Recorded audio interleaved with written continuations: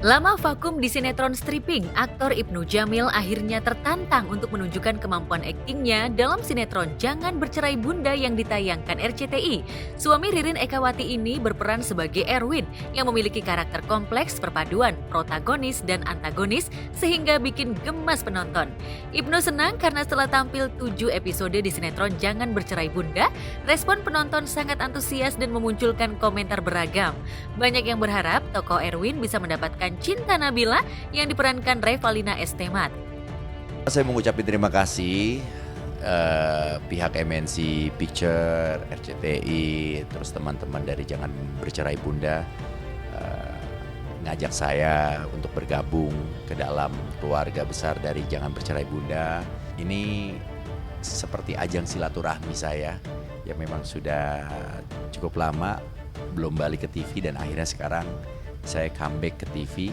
Mudah-mudahan karakter Erwin bisa diterima oleh pencinta sinetron Jangan Bercerai Bunda dan bisa memberikan warna baru, rasa baru yang ceritanya semakin lama semakin seru. Kalau ditanya gimana perasaannya untuk bergabung di minggu-minggu pertama, senang banget, happy banget. Ini sinetron memang bagus banget.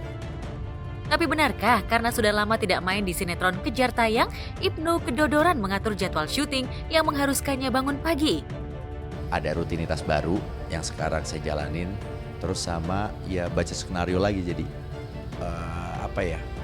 flashback dan juga ngelatih daya ingat. Ini kadang-kadang dialognya cukup panjang-panjang gitu, dengan waktu yang singkat, dengan waktu yang cepat kita harus hafal dan harus mengerti scene by scene. Dan alhamdulillah memang tim dari sinetron Jangan Bercerai Bunda ini sistem kerjanya udah well done.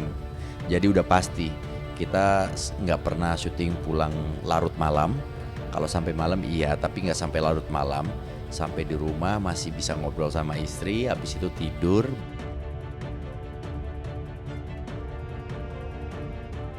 Ya, karena ada Ririn istri yang sabar dan pengertian, Ibnu bisa melakoni semua tanggung jawabnya. Pagi-pagi sekali, Ririn sudah menyiapkan makanan sehat sebagai bekal Ibnu di lokasi syuting. Orang rumah, istri, terima kasih sayang kamu udah jadi repot pagi-pagi udah harus nyiapin bekal ya, entah itu buah, sarapan, ya sama minuman. Pasti buah ada, terus abis itu ada sarapan. Kalau tadi tuh pagi ini dikasih combro, dikasih combro, kopi dibawain kayak gitu sama air putih, itu aja. Tapi kalau bekal dari rumah misal udah habis ya makan di lokasi sama aja. Cuma memang segala sesuatu yang berlebihan kan nggak bagus gitu loh. Saya juga makan bukannya saya jaga tapi lebih yang tahu aja. Pokoknya jangan sampai kenyang kalau saya makan. Biasanya tuh nanti mungkin perubahan polanya mungkin kalau udah berapa episode keberapa gitu. Tapi mudah-mudahan sih ya gini-gini aja. Ini saya senang banget dengan situasi dan kondisi dari lokasi syuting dan sistem kerja di Jangan Bercerai Bunda ini. Sehat sekali.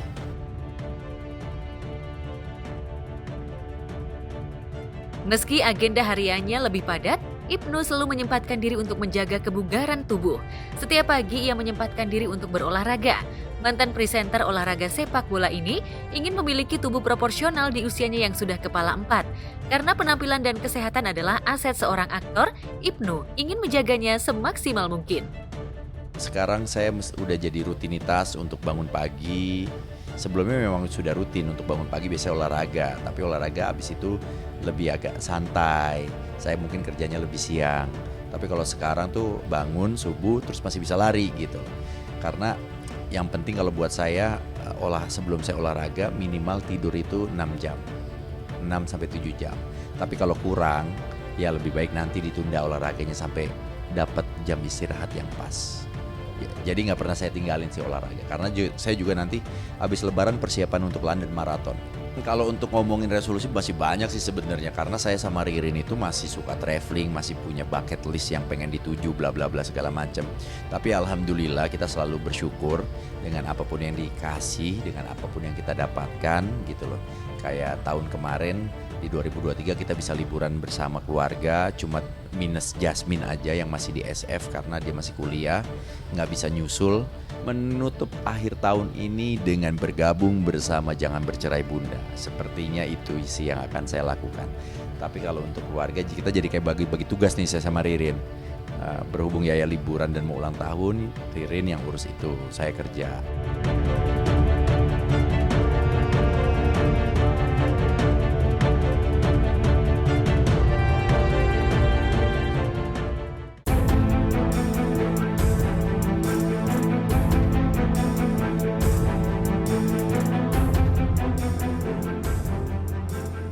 Sudah 3 hari berlalu, debat Capres 2024 masih trending di channel YouTube dan jadi perbincangan panas di media sosial.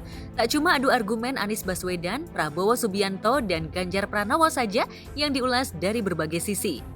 Outfit ketiga kandidat presiden pun menuai sorotan dari warga plus 62, terlebih netizen yang maha fashionable.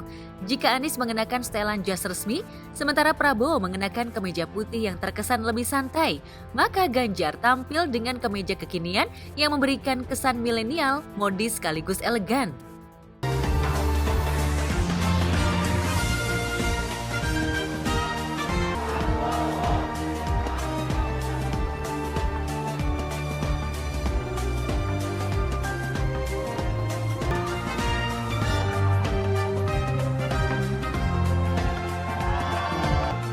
Berkenan kepada Bapak untuk bisa menempati tempat duduk yang telah ditentukan.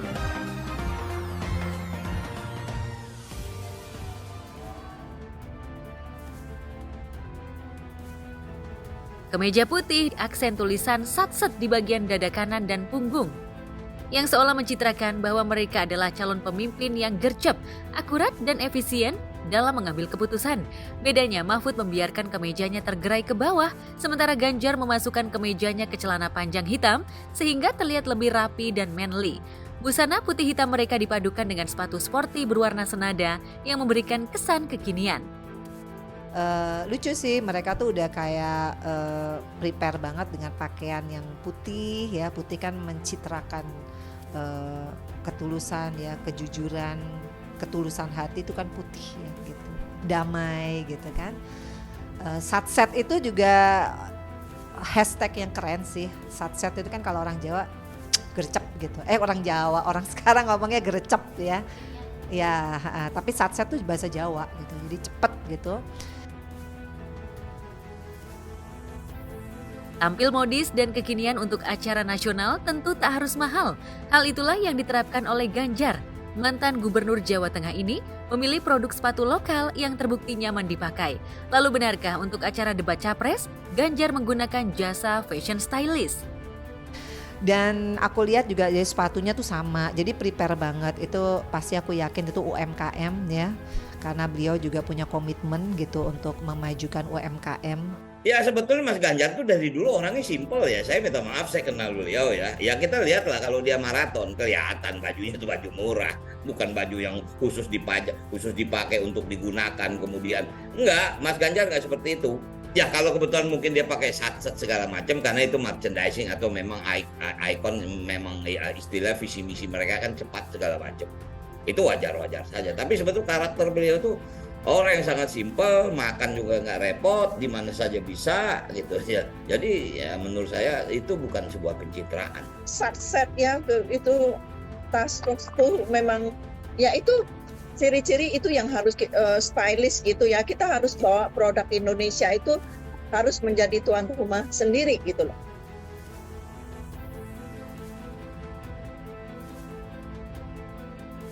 Ungkapan satset memang sudah lama digunakan oleh anak gaul generasi Z dan disosialisasikan dengan baik oleh sederet publik figur. Namun, sejak tulisan satset terenda di kemeja Ganjar dan Mahfud, istilah satset menjadi viral. Kan gayanya tuh gaya termasuk anak muda sih ya, karena gaya bahasanya juga sangat mudah dimengerti, kemudian orangnya juga lebih down to earth ya, itu dari dulu sih emang bawaan dia kan aku tahu banget gitu ya. Jadi memang yang diharapkan dari Indonesia adalah pemimpin yang juga tidak hanya bisa berretorika ya, tapi harus juga memberikan solusi. Tadinya saya sempat pesimis karena memang dalam debat ini saya pikir hanya satu arah, ternyata cukup panas, cukup memberikan banyak pembelajaran dan juga di hari-hari sampai sekarang masih menjadi hal yang paling dinamis untuk diperbincangkan oleh seluruh masyarakat luas. Jadi sekali lagi saya bangga, mudah-mudahan segala hal yang disampaikan oleh Capres kemarin di debat menjadi satu penguatan. Saya pikir untuk 4 kali debat lagi akan terlihat siapa yang pantas kita pilih. Ya saya minta maaf. Nah mudah-mudahan debat ini bisa memberikan informasi kepada masyarakat bahwa yang kita cari ini adalah pemimpin negara, bukan pemimpin organisasi. Tuh, kita butuh pemimpin ya begitu. Kalau pemimpinnya emosi, aduh gawat juga. Jadi dia bisa bawa suasana tuh adem gitu ya. Program yang saya harapkan ya bisa bawa Indonesia itu warganya sejahtera ya. Yaitu sembako apa semua bisa nggak mahal. Terus yaitu pengangguran nggak ada.